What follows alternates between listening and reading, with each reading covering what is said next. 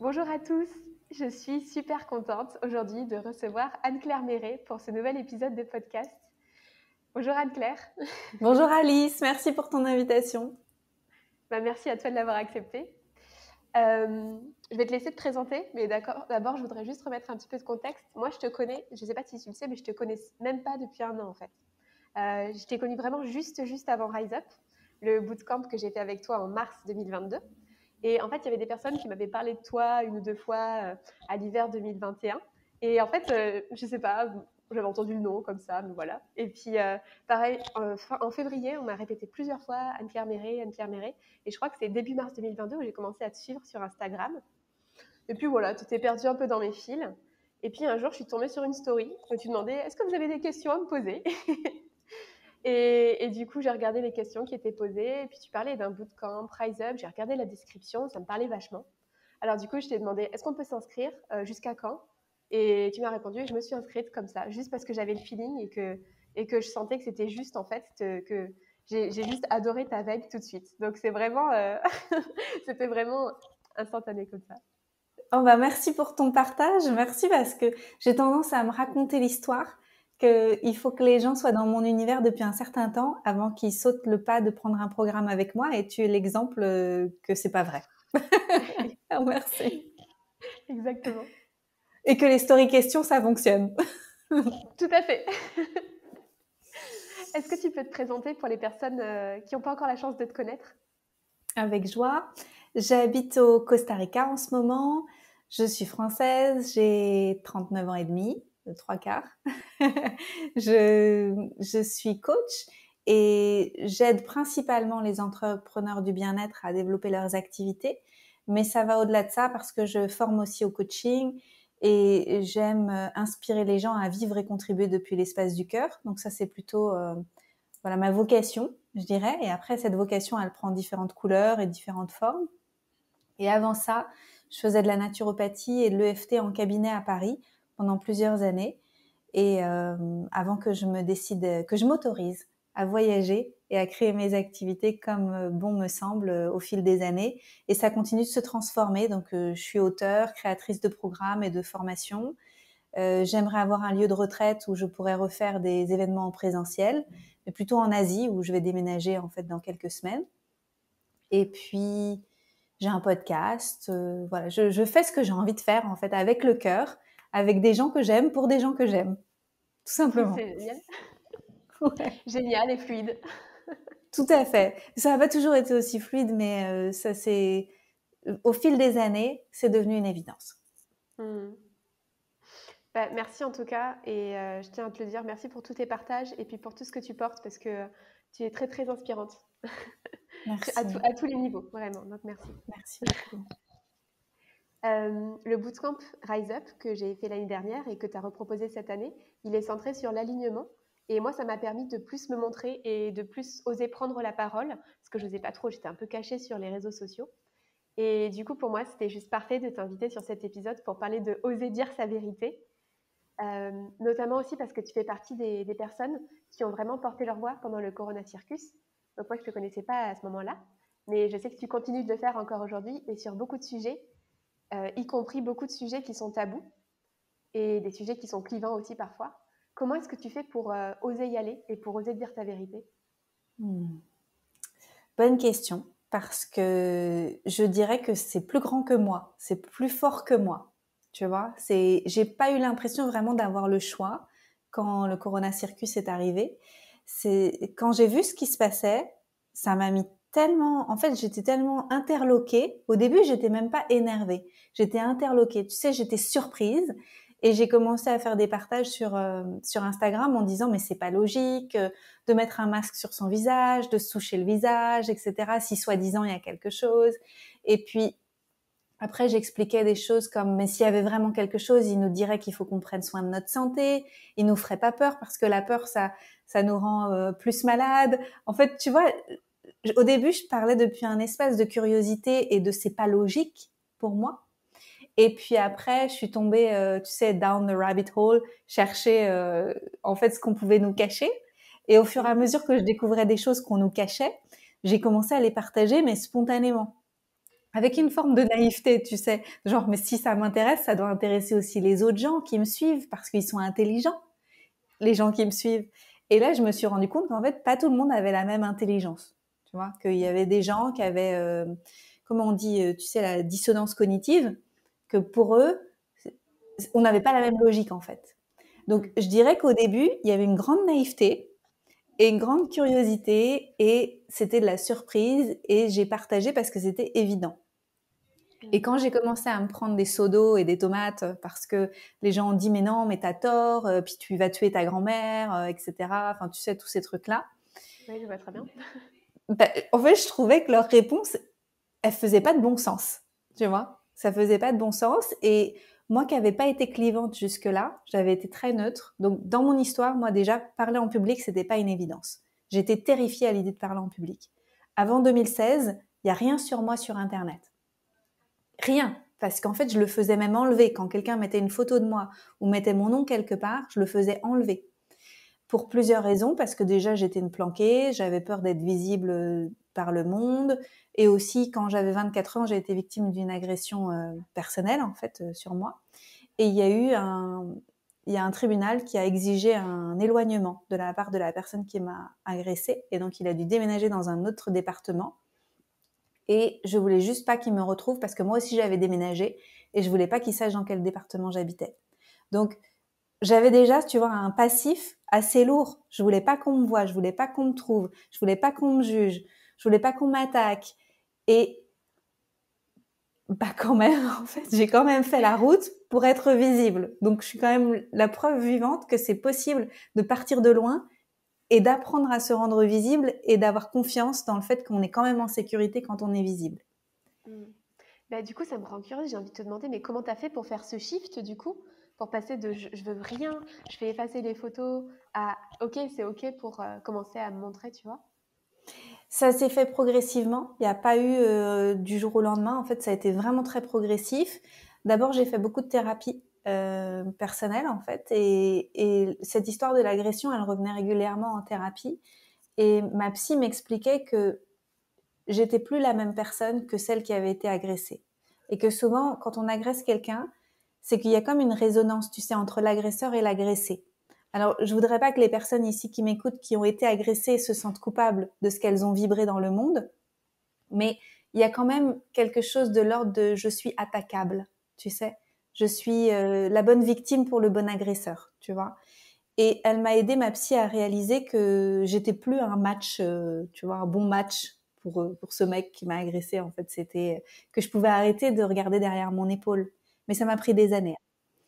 Et puis après, pour la prise de parole en public, il y a eu un déclic parce que quand je suis devenue naturopathe, moi j'avais prévu de continuer à être une planquée, en fait, tu sais, genre éventuellement faire des flyers sans mon visage dessus, tu sais, mais genre tranquille quoi. Et j'ai écrit des livres. Et en fait, quand tu écris des livres, tu as plusieurs choix. Soit c'est toi qui en parles, soit c'est la représentante de la maison d'édition, la personne qui est en charge des relations presse qui va en parler. Et moi, quand j'ai rencontré la personne des relations presse et que je lui ai expliqué la naturopathie, bah, j'ai bien vu qu'elle y comprenait rien et qu'en même temps, elle avait 140 livres à promouvoir en même temps et que c'est certainement pas elle qui allait nous permettre de faire en sorte que le livre soit connu. Et donc, j'ai pas eu le choix. En fait, j'ai pas eu le choix. Et si je voulais que le livre que je venais de passer 9 mois à écrire soit un petit peu visible dans le monde, il fallait que j'y aille. Et donc, petit à petit, j'ai commencé à me montrer, je me suis révélée sur les réseaux sociaux, mais au début, c'était, je montrais un orteil, tu sais. On y va tranquillement, un orteil, un petit bout de doigt de pied, le pied éventuellement, tu sais, doucement, quoi.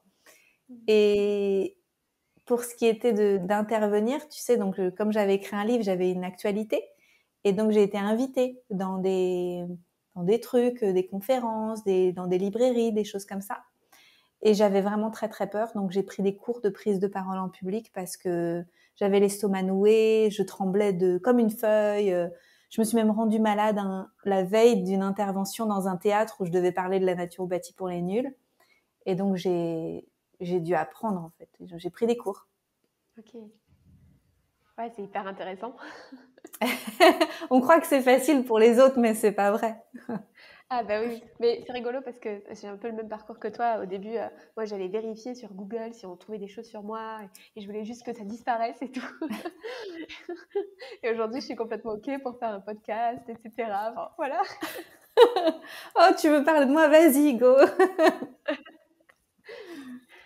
D'après toi, c'est quoi les freins qui peuvent exister pour les personnes qui osent pas donner leur vérité au monde? Je dirais que le premier frein, c'est de pas connaître sa propre vérité. Tu sais, de pas bien se connaître. Et donc, si on se connaît pas bien, on sait pas trop ce qu'on a envie de montrer de soi. Donc, je dirais, c'est d'abord entre soi et soi. Tu vois, si je connais pas mes recoins, si je connais pas mes ombres, ma lumière, si j'ai peur des deux, si j'ai honte de moi, alors c'est très difficile, en fait, de se représenter ce que c'est de se montrer et de se l'autoriser, en fait. C'est d'abord entre soi et soi. Et il y a un chemin pour se rencontrer à l'intérieur qui est hyper important. Et donc, moi, c'est passé par la thérapie et puis par le coaching ensuite qui a pris le relais. Pour les personnes qui connaissent pas, peut-être on peut expliquer un instant. La thérapie, elle est plus tournée vers le passé. On va aller regarder ce qui s'est passé dans notre histoire pour pouvoir faire la paix avec notre histoire et faire sens de qui on est. Et puis le coaching, il va plutôt prendre le relais et ça va être plutôt pour s'occuper du présent. Qu'est-ce que je fais aujourd'hui de qui je suis, de qui j'ai compris que je suis, et comment je fais pour créer le plus beau futur pour ma vie avec ma capacité créatrice. Mhm. Et juste tout ça, ça a été hyper réparateur pour aller rencontrer pas tous, hein, parce que j'en ai encore plein à découvrir, mais des recoins de moi et apprendre à les aimer et apprendre à connaître mes limites, pas essayer d'être quelqu'un d'autre que qui je suis, en fait, juste être qui je suis et l'admettre. Et puis, pas en avoir honte et juste être. En fait, c'est déjà une grosse partie du chemin. Ouais. Et une fois qu'on a fait ça, après, c'est moi et l'autre. Donc, Oui. comment je fais pour accepter d'être vue par les autres et jugée par les autres parce que les autres, ils ont aussi leur propre filtre. Et comment je fais pour pas chercher à maîtriser comment les autres vont me percevoir parce que de toute façon, j'ai pas la main là-dessus. Et accepter qu'ils vont toujours voir qu'une seule facette de moi parce qu'ils pourront pas comprendre toute l'entièreté de qui je suis. C'est impossible en fait parce qu'ils sont pas dans mon univers. Ils sont pas mon univers. Ils vont juste voir des angles à chaque fois. Donc, il y a comme une forme de lâcher prise de moi, je suis responsable de ce que je transmets, mais je suis pas responsable de la façon dont c'est reçu en face. Et ça, c'est aussi un chemin d'acceptation. Mm. Vaste sujet, l'acceptation. Oh là là, c'est dur, hein. C'est dur Ouais. parce que du coup, on a envie de s'expliquer. Quand les gens nous comprennent mal, on a envie de s'expliquer, de se justifier, etc. Mais c'est pas toujours la bonne idée. Mm. J'avais une question qui vient de partir. Elle va revenir tout à l'heure. Elle va revenir. Euh, on parle de vérité et en fait, la vérité, bon, on pourrait faire un sujet de philo là-dessus, hein, Est-ce qu'elle mais existe? c'est ça. Est-ce qu'elle existe? Et justement, comment est-ce qu'on vient confronter sa vérité avec celle des autres quand c'est pas d'accord, tu vois, quand on n'a pas la même vérité? Déjà, je pense on vit dans un monde de pluralité, tu vois, donc il y a tellement de visions du monde, tellement de réalités différentes qui coexistent que ça aussi, en fait, c'est un chemin d'acceptation, juste à accepter que les autres aient une réalité différente. Après, ce qui est difficile, c'est quand les réalités empiètent sur les autres, tu sais. Donc, par exemple, la réalité des gens qui voyaient le Corona Circus comme un cirque, c'est que les gens qui voyaient le Corona Circus comme quelque chose de sérieux et qu'il fallait vraiment que chacun reste chez soi pendant des années, et les masques et les tests et les vaccins, etc., ça fait que la réalité de l'un a empiété sur la réalité de l'autre. Ça nous a empêché de voyager. Moi, perso, ça m'a empêché de continuer ma vie en Thaïlande. Alors, j'avais prévu d'y faire des retraites, créer une maison. J'avais une maison, créer une entreprise, etc. Ma réalité, elle était entachée par la réalité des autres. Mm. Donc, à partir du moment où, tu vois, ça empiète, là, on a quand même le besoin d'aller chercher une forme de vérité que moi, je vais puiser dans le bon sens. Tu vois, aller chercher au niveau du bon sens où est-ce qu'en fait ce serait juste pour tout le monde, où il y a une forme d'équité. Et c'est là où je trouve qu'on a manqué de bon sens pendant la crise. Et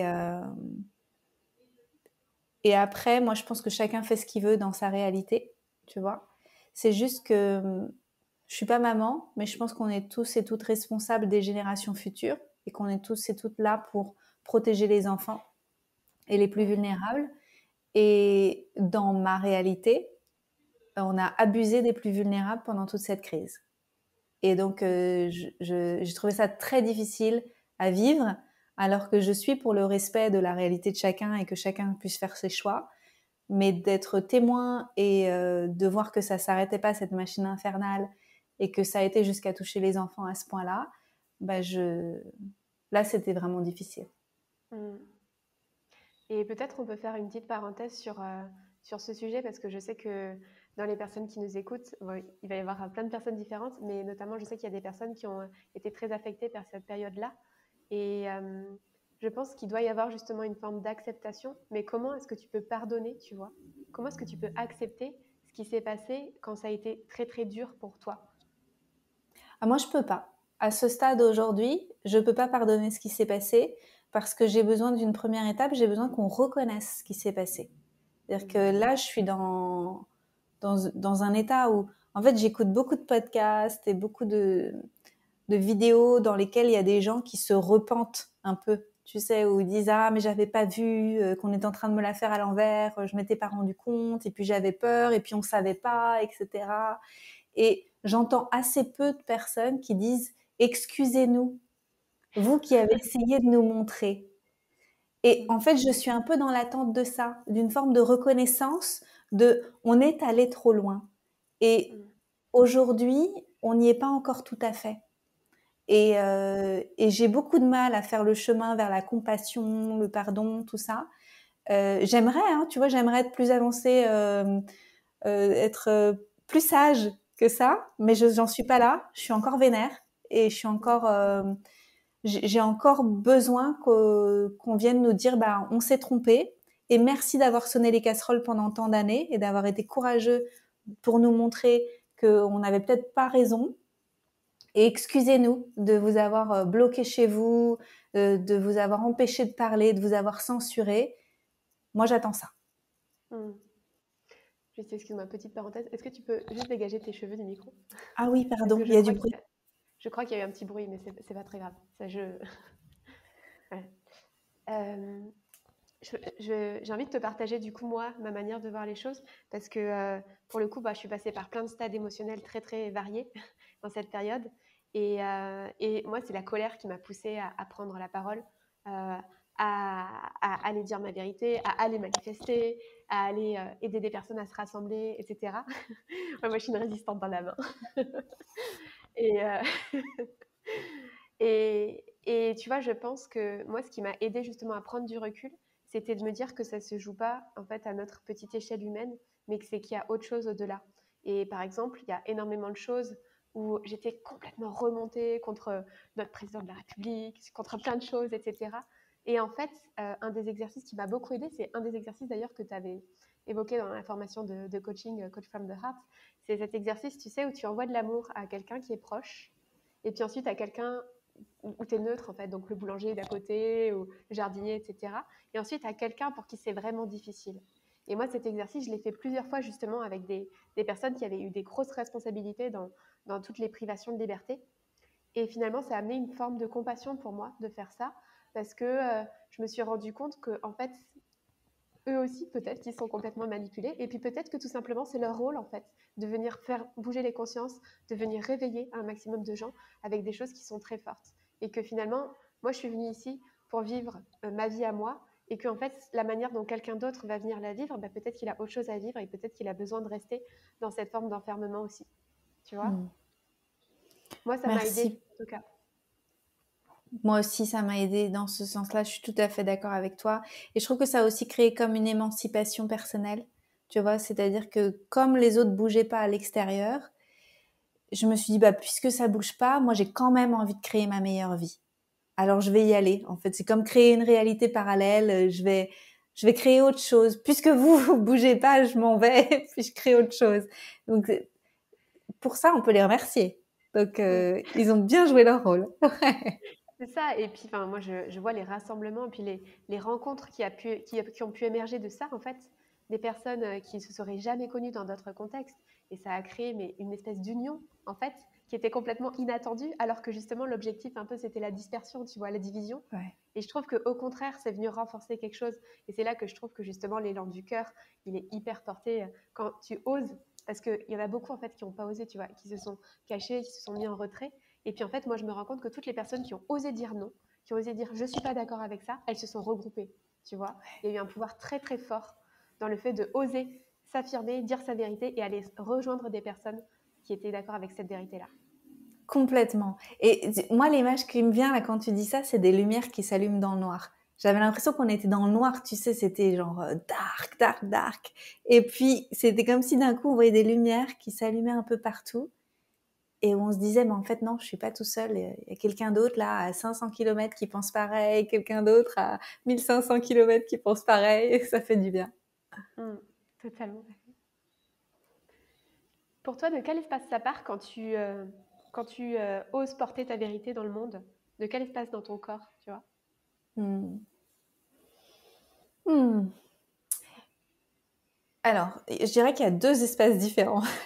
Il y a un espace qui partirait de la joie. Par exemple, tout le monde peut réussir en tant qu'entrepreneur du bien-être. Ça, pour moi, c'est un espace d'enthousiasme, de joie, de ensemble, on change le monde. Tu vois, un espace vraiment léger, créatif et tout ça. Et là, je le sens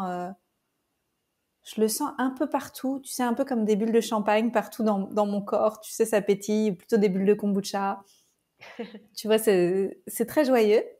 Et puis, il y a les choses qui sont un petit peu plus difficiles, tu vois, ou plus challengeantes, où je vais plutôt m'élever contre quelque chose. Et là, je dirais que ça part des tripes. Pour moi, ça part vraiment du ventre. Et là, je l'associerais au fait que c'est un besoin. Euh, donc là, je vais ressentir un besoin profond dans mes tripes en me disant, je me sens pas respectée, c'est irrespectueux, ça a pas de bon sens, tout ça. Et là, il y a quand même un truc qui s'élève de mes tripes, tu vois.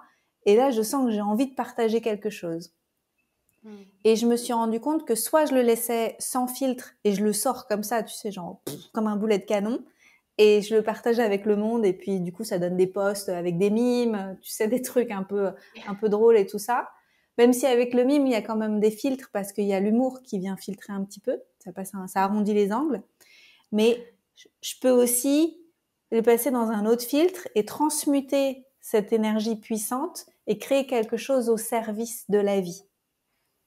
Et c'est ce que j'ai fait en créant des programmes, surtout en 2020. J'ai créé, du coup, tu ne connaissais pas à cette époque-là, mais j'ai créé Retrouver et porter sa voix, qui est un programme sur le fait de porter sa voix. Et c'est né de ce feu, en fait, de 2020. Mais je parle pas du Corona Circus dedans. Je dis juste, en fait, j'aide à travers des processus de coaching les gens à réaliser qu'ils peuvent s'exprimer sur tous les thèmes qui sont importants pour eux. Donc, on peut transmuter, en fait. Ouais, merci. Tu sais, quand tu as parlé tout à l'heure des freins qu'il pouvait y avoir par rapport au fait de parler et d'oser s'exprimer, tu as parlé du fait de connaître sa vérité à soi et puis ensuite de la porter au monde. Et moi, je me rends compte que dans le fait de porter une vérité au monde, il y a beaucoup de personnes qui ont peur. Alors, qui ont peur de. Il peut y avoir plein de peurs différentes et tout. Euh, Comment est-ce qu'on fait pour dépasser ces peurs? Vaste question aussi, hein, mais. Hmm. Je pense que la première étape, c'est d'abord d'en faire la liste, tu sais, et puis de narrer la liste.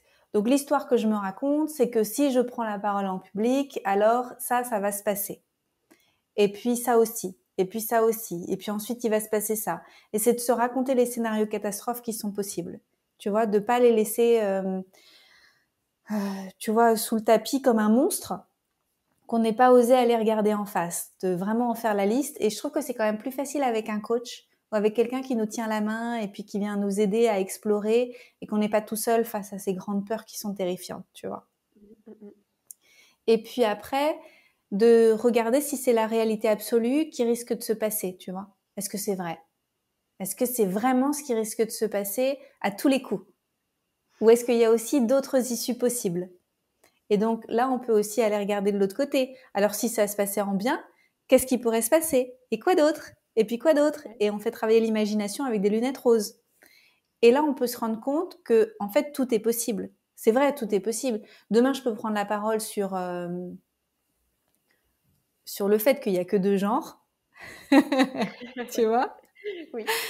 Et soit ça peut très mal se passer et on peut m'accuser de transphobie, soit ça peut très bien se passer et plein de gens peuvent dire bah merci de dire tout haut cette réalité biologique qui me parle à moi aussi.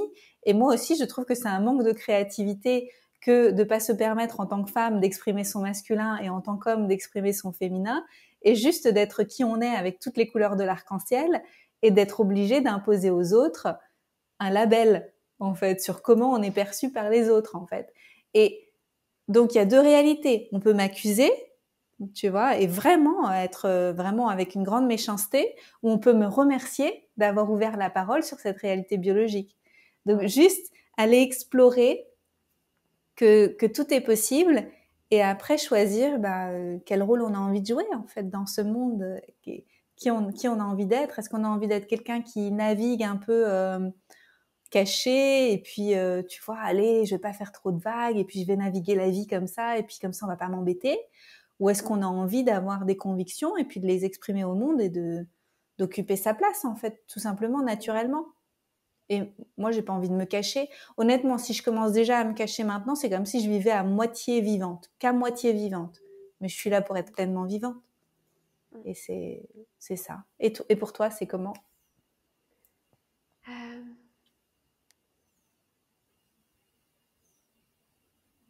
sais pas trop. Je me suis en fait, je me suis un petit peu perdue parce que j'étais en train de réfléchir à ma prochaine question, en fait. Pas de problème. On fera un petit... Je couperai. Je crois que toi aussi, ça gling-gling contre ton t-shirt, je crois. Merci. Ok. Un petit peu. Ah oui. Parce que c'est ce truc-là. Ça doit être ça. Ouais. Voilà, nickel. Ok, merci. Est-ce que tu penses qu'il y a certaines nationalités ou certaines cultures dans lesquelles il est plus facile d'oser dire sa vérité que d'autres? J'ai quand même l'impression qu'en France, c'est un peu plus facile parce qu'on a cet esprit rebelle, tu vois, on traverse en dehors des clous et tout ça. Pour avoir vécu en Allemagne pendant la crise, je peux te dire que là-bas, ils osent pas. Parce que de par leur histoire, on pourrait croire que de par leur histoire, ils oseraient parce qu'ils voudraient pas que ça se répète. Et en fait, c'est tout le contraire. Quand les gens osent s'exprimer, il y a toute une histoire qui raconte dans les médias en disant ce sont des extrémistes. Les gens qui disent le contraire sont des extrémistes et on est tout de suite épinglé comme étant extrême droite quand on n'a pas les mêmes avis que les autres. Et je trouve ça très très dangereux. Donc je dirais l'Allemagne est à l'opposé de la liberté d'expression. Et après, je sais pas, parce qu'il y a des pays, tu sais, où ils osent pas faire des vagues, par exemple. Ici, moi, j'habite au Costa Rica. C'est un pays libre. Ils ont jamais fermé leurs frontières. Tu vois, c'est un pays qui est resté ouvert par rapport à plein d'autres pays dans le monde qui sont encore fermés. Tu vois, il y en a qui sont encore fermés. Celui-là, il a toujours été ouvert. Et pourtant, presque tout le monde est vacciné. Ils ont vacciné les enfants dans les écoles. Les gens, ils sont d'une docilité. Oui. C'est très difficile. Je saurais pas dire. C'est un peu la même chose que la Suède, tu sais. Il y a beaucoup de gens en Europe qui ont un peu idéalisé la Suède parce que justement, ils n'avaient pas confiné, ils n'ont rien imposé, etc. Mais il y a une espèce de docilité en fait au système qui fait, et puis aussi par l'état d'esprit, tu sais, très nordique, très on fait comme ça, il y a des codes, etc. Tu vois, un peu à l'allemande. Et du coup, en Suède, c'est vraiment très marqué. Et finalement, en fait, il y a eu énormément de docilité. Les gens, déjà, en fait, à l'arrêt de bus, ils se mettaient à 1 mètre les uns des autres sans qu'il y ait de restrictions Covid des années avant, en fait. Donc, ouais.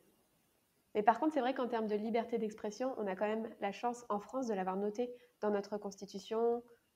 Et c'est vrai qu'on a cet état d'esprit justement un peu rebelle, d'aller oser dire qu'on n'est pas d'accord, de faire des grèves, etc. Donc finalement, le côté français je remets tout en question, ça a des bons côtés aussi, en fait. Tout à fait. mais je remets tout en question et j'attends que l'extérieur change pour moi. Ça se fait, c'est très français.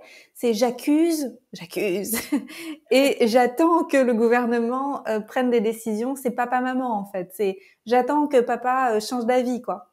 Et ça c'est assez au détriment, je trouve, de l'évolution de la France en ce moment. Mm. Qu'est-ce qu'il faudrait pour que plus de personnes s'autorisent la liberté d'expression, justement? Hmm. Il faudrait que les gens ils en aient assez de patauger dans un quotidien qui leur convient plus. Tu sais, comme toucher le fond de la piscine pour pouvoir taper du pied en bas et puis finalement remonter. Je pense que chacun, chacune, souvent c'est comme ça. Tu sais, il faut qu'on se prenne un mur, il faut que ça devienne tellement douloureux, tellement difficile à vivre au quotidien qu'on se dit mais non, mais plus jamais en fait. Plus jamais je donne mon pouvoir à l'extérieur, plus jamais je dis oui quand je pense non. Et il y a comme un moment où faut le vivre en fait, tu sais, dans ses tripes et de se dire bah c'est trop en fait, je me suis trop écrasée et j'arrête maintenant. Et on a un curseur qui est placé à des niveaux différents. Tu sais, il y a des gens, la piscine elle est profonde. Hein. Ouais, tout à fait. Mm. Il y a un sujet en particulier qui est tabou et que j'avais très envie d'aborder avec toi, c'est le sujet de la guérison. D'ailleurs, tu noteras que mon petit côté rebelle a décidé d'oser appeler ce podcast La magie de l'auto-guérison. J'adore. Parce que, bah, c'est un sujet qui est tabou chez les entrepreneurs du bien-être, les thérapeutes, mais pas que. En fait, moi, je me suis rendu compte que dans le corps médical, c'est un sujet qui est complètement tabou, et même chez les malades. C'est-à-dire que les malades n'osent même pas imaginer parler du terme de guérison. Et quand on pose ce mot-là, ça fait peur. Et ça fait très, très peur aussi beaucoup aux thérapeutes, parce que tu sais, ils ont peur d'être accusés d'exercice illégal de la médecine, si jamais ils osent mentionner ce nom, etc. Il y a plein de règles comme ça. Pourquoi est-ce que ce mot, il est aussi tabou d'après toi? C'est comme si, moi je pense que c'est comme si on avait essayé d'enlever la magie de la vie, tu sais. À un moment, je sais pas s'il y a des gens qui tirent les ficelles ou si c'est arrivé naturellement à l'humanité au fil du temps, tu vois, qu'on s'était coupé d'une forme d'émerveillement du vivant et de toutes ces capacités qui sont juste miraculeuses en fait, et que on avait décidé de plus croire que c'était possible et qu'on allait être juste tu sais, uniquement dans le concret, dans tout ce qui est mesurable et, euh, et on a basculé dans une forme de scientisme, une nouvelle religion avec des nouveaux codes et que tout le monde a tacitement accepté ces codes-là et sinon si on en sortait, on était une sorcière ou tu vois un truc voilà qui était passible du bûcher et maintenant tout le monde marche sur des œufs et comme tout le monde marche sur des œufs, bah en fait, on n'a pas envie de faire des vagues et on est juste, on fait comme tout le monde. C'est tout. Et moi, la première, hein, parce que j'ai écrit une dizaine de livres sur la santé naturelle, il n'y a pas le mot guérison, il n'y a pas le mot, tu vois, j'ai fait super attention à tout. Ouais. Et c'est à nous de le réhabiliter. C'est à nous de le choisir. Par exemple, moi, je peux dire, j'ai guéri de mon anxiété. J'étais une très grande anxieuse, j'étais une insomniaque pendant très très longtemps, gavée aux médicaments conventionnels. J'ai guéri de mes insomnies et de mon anxiété. Et les médecins ou d'autres personnes qui modéreraient mes propos pourraient dire oui, en fait, tu as trouvé un apaisement ou tu plus de symptômes ou tu es en rémission ou je sais pas quoi. Et ben non, en fait, j'ai guéri. C'est Ouais. terminé. C'est plus ma réalité d'aujourd'hui. Je suis une nouvelle personne. Toutes mes cellules sont différentes depuis que j'ai fait ce chemin et dans aucune de mes cellules, ça vibre insomnie, anxiété. C'est fini. Mm. Tu vois. Mm. Ouais, ouais, bah, carrément. Moi, ce que je trouve assez incroyable, c'est que, tu sais, les Américains, ils se permettent de mettre des heals partout. Et il y a du heal dans tous les sens, alors qu'en France, jamais tu verras le mot guérison écrit nulle part. Tu vois, là, pour le coup, encore en termes de différence de culture, il y a quelque chose, tu vois. Complètement. Ouais, Ça, bah on est bridé, on est censuré. On s'auto-censure, je pense. mm. Ouais. Et pourquoi est-ce que tu penses que justement les thérapeutes devraient s'autoriser à parler de guérison? Moi, je pense que les thérapeutes vont changer le monde. En fait, je sens qu'on a une grande puissance qui est vraiment colossale. Et c'est pas pour rien que les écoles sont pleines depuis des années et des années maintenant, les écoles de naturopathie et de Ayurveda, toutes les écoles de santé naturelle, elles sont remplies depuis des années. Pour moi, c'est une nouvelle ère où les gens, ils ont compris qu'il fallait arrêter de remettre son pouvoir à l'extérieur et vraiment se saisir de sa puissance d'auto-guérison. Et à partir du moment où, en fait, ce qu'on apprend en santé naturelle, parce qu'il y a des gens qui vont peut-être pas le comprendre parce qu'ils sont peut-être pas, tu vois, ils sont pas passés par le processus de faire une école de santé naturelle. Et donc, on apprend qu'il y a 1001 façons de guérir quand on est praticien de santé naturelle. En fait, il n'y a pas un chemin de guérison. Il n'y a pas un médicament, une molécule qui redonne la santé.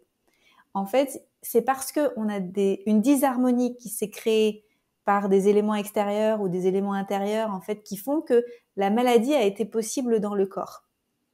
Et comme les thérapeutes, ça, ils le savent, les thérapeutes naturels, ils le savent, ils sont à même d'aider les gens à récupérer l'harmonie qui permet la santé. Et donc la guérison et le retour à la pleine vitalité et tout ça. À partir du moment où il y aura assez de thérapeutes qui vont se mettre debout et qui vont dire « mais c'est du bullshit le narratif de la santé conventionnelle parce que ça tient pas du tout en fait ». Alors, quand je dis ça, c'est pas tout le narratif de la santé conventionnelle parce que la santé conventionnelle, la médecine telle qu'on la connaît aujourd'hui, la médecine nouvelle, elle a des traitements pour la douleur, pour les médecines d'urgence, la chirurgie, etc., qui sont exceptionnels. Il y a aussi des molécules qui peuvent être très utiles au service de la santé. Mais faudrait juste la remettre à sa juste place, en fait. Et donc, je pense que quand il y aura assez de thérapeutes de médecine traditionnelle qui vont se mettre debout tous ensemble et qui vont dire il y a une pluralité de façons de guérir et la médecine conventionnelle nouvelle, moderne, elle devrait être au service de notre pluralité d'exercices. En fait, mais c'est la révolution, quoi. T'imagines ce changement? Ça va être magnifique. Ah, mais oui. Toi, tu le sens, je le vois que tu le sens. Oui. Ah oui, moi je le sens. Moi, j'adore cette thématique et je suis aussi persuadée que toi que les thérapeutes ont le pouvoir de changer le monde. Et mais pour ça, faut pas qu'on se laisse censurer. Mais oui, voilà. Et justement, je vais te demander, pour un thérapeute qui n'ose pas, tu vois, parler de tout ça, ça serait quoi pour toi les premières étapes ou ça serait quoi le conseil que tu lui donnerais? J'aurais envie de lui poser une question. Je lui demanderais à qui tu rendais compte. Et j'aime bien cette question parce que quand on se connecte à qui on rendait compte, on pourrait se dire au syndicat de ma profession, à l'école que j'ai faite, aux règles qu'il y a écrites en petites lignes et en grosses lignes sur l'exercice de la médecine et la tolérance qu'il y a sur l'éducation à la santé de la part des éducateurs de santé naturelle. Mais en fait, au-delà de ça, à qui tu veux vraiment rendre des comptes? En fait, je veux vraiment rendre des comptes à l'énergie de la vie qui circule en moi, à mon élan de vie, à Dieu, à l'univers, à la mission de vie qui a été implantée dans mon cœur, à ce que je suis venue faire ici. Et à partir du moment où tu rends des comptes à la bonne personne, tu t'engages, et quelles que soient les conséquences. Ouais. Et d'ailleurs, je trouve, moi je sais que les fois où j'osais pas et que finalement j'ai osé dire ma vérité, il y a une forme à l'intérieur après d'apaisement, tu sais, de oh, purée, j'ai réussi. Et tu vois, j'ai dépassé le blocage et en fait, finalement, c'est rien passé de particulier, tu vois. Genre, je suis pas morte, il n'y a pas eu de tremblement de terre, je suis toujours vivante, tout va bien. Et en plus de ça, j'ai osé, tu vois. Et il y a une forme de fierté qui apparaît après, moi, je trouve. Oui, il y a de la fierté, il y a de la confiance en soi qui continue de se développer parce que je pense que tant qu'on le fait pas, c'est comme si on se trahissait soi-même, tu sais. Et donc, du coup, on n'a pas complètement confiance dans qui on est, dans nos capacités, parce qu'on s'auto-trahit tous les jours et on se dit comment quelqu'un pourrait me faire confiance ou comment tout pourrait bien se passer, alors que tous les jours, je me fais ça. J'ai envie de te partager aussi une réflexion personnelle. Je pense que dans, tu vois, l'idée de guérison, il y a quelque chose qui peut faire peur aussi. Et même en fait, au-delà de ça, juste le fait de justement parler sa vérité, il y a peut-être quelque chose qui peut faire peur qui est de l'ordre de sa responsabilité personnelle. Et là, on rejoint justement beaucoup ce qui se passe en naturopathie, c'est qu'en naturopathie, on ramène la personne dans sa responsabilité, dans le domaine de sa santé. Et je pense qu'il y a certaines personnes pour qui ça peut faire peur, tu vois. Et du coup, qui n'osent pas parler de ça parce que, en fait, Et la guérison, justement, comme tu disais, elle ne va pas venir d'une molécule ou d'un truc extérieur, mais c'est à toi de venir changer les choses pour venir transformer et pour venir oser créer les conditions pour ça. Ah ouais, bah, merci de l'évoquer parce que pas tout le monde a envie d'avoir ce niveau de responsabilité dans sa vie, hein. Oui. C'est parce que ça demande tous les jours en fait d'aller regarder comment on pourrait faire pour s'améliorer et, euh, et prendre les choses en main. Et pourtant, ça rend tellement libre et puissant. Ouais. On arrive à la fin de l'épisode. Je vais te poser une dernière question que je pose à tous mes invités. Euh, En quoi est-ce que tu trouves ça magique d'oser dire sa vérité et comment est-ce que ça peut venir nourrir une forme de guérison intérieure? Hmm. Ce qui me vient, la première chose, c'est les synchronicités. À chaque fois que je me suis plus ouverte, tu vois, que j'ai admis, que je me suis admis ma vérité et que je l'ai transmise au monde, ça m'a permis de rencontrer des personnes qui étaient alignées avec ça. Tu sais, ça a ouvert des nouvelles opportunités pour ma vie qui n'existaient pas avant. Donc, je dirais les synchronicités. Mm. Et c'était quoi la deuxième partie? Attends, juste les synchronicités, si tu peux expliquer pour les personnes qui ne connaissent pas ce Ah, terme. les synchronicités, c'est des choses qui arrivent, comme on pourrait l'appeler le hasard, mais c'est pas le hasard. C'est parce qu'on a mis quelque chose en mouvement dans la vie. Par exemple, c'est un exemple très concret. Quand j'étais en Thaïlande, le jour où j'ai décidé d'ouvrir une entreprise pour vraiment commencer à faire des retraites, dans la rue, j'ai croisé mon prof de Reiki. Je lui exprime ça, où j'en suis, et il me dit ah ben c'est incroyable, je me rends chez la personne qui gère mes papiers pour mon entreprise. Elle habite au bout de ta rue, à 15 mètres, si tu veux, je te la présente. Ça, c'est une synchronicité. C'est je m'admets que je veux créer une entreprise en Thaïlande pour faire des retraites. Je croise Klaus qui me dit elle habite à 15 mètres, je te la présente. C'est ça. Et ça arrive, mais juste à tous les coups. Mm. Merci. Et du coup, la deuxième partie, c'était comment est-ce que le fait d'oser dire sa vérité, ça peut venir nourrir une forme de guérison intérieure? Hmm. Ah bah complètement. En fait, pour moi, ça vient réparer quelque chose parce que quand j'étais petite fille, j'étais très malheureuse de pas comprendre le monde qui m'entourait et de trouver qu'il n'avait pas de sens. Donc j'ai grandi dans une famille où je me sentais pas comprise, vue, entendue, aimée pour qui j'étais, tu sais. Et puis j'avais l'impression qu'il y avait une disharmonie constante, il y avait de la violence, tout ça. Et je me disais mais c'est pas possible, c'est un chaos ce monde. Et en fait, pour moi, le fait de dire ma vérité et ensuite d'accueillir des synchronicités, ça vient comme remettre les choses à l'endroit, tu vois. Et ça revient comme recréer une harmonie et c'est très réparateur et je me dis, ah, bah ça fait du sens. Quand c'est harmonieux à l'intérieur, c'est harmonieux à l'extérieur. Et tout est Ouais. juste. Et la musique sonne juste et tu vois, c'est logique maintenant. Mm. Merci. Merci à toi. Merci beaucoup. Comment est-ce qu'on peut te retrouver et quelles sont tes actualités en ce moment? Alors, j'ai un site internet qui s'appelle anneclairemeret.com et sur tous les réseaux sociaux, c'est aussi Anne-Claire Meret, c'est facile. J'ai un podcast par contre qui s'appelle Live from the Heart. Et mes actualités du moment, personnellement, je vais déménager, donc je vais me relocaliser en Asie. Et puis, je vais relancer, je pense, Level Up dans les mois qui viennent. C'est ma formation de coaching niveau 2. Et ma formation de coaching niveau 1, Coach from the Heart, reviendra en septembre de l'année prochaine. Et puis, des livres. Des livres. C'est l'année des livres. Des nouveaux livres en français et en anglais. Oui. Génial. Génial. Et moi, j'ai ma carte de fidélité chez Live from the Heart, ton entreprise, et je ne peux que recommander. Et depuis, du coup, cette découverte de ta story question l'année dernière, j'ai vraiment apprécié énormément tous tes contenus que tu offres et que je trouve justement très guérisseurs et très empuissançants. Donc, merci beaucoup, Anne-Claire. Merci Merci à toi. pour tout ce que tu fais et pour tout ce que tu offres au monde. C'est super bon. Merci de porter ta voix et de créer des espaces où on peut aussi porter nos voix avec toi. Je te dis à très bientôt. Et puis, pour les auditeurs, je vous dis à la semaine prochaine. Au revoir.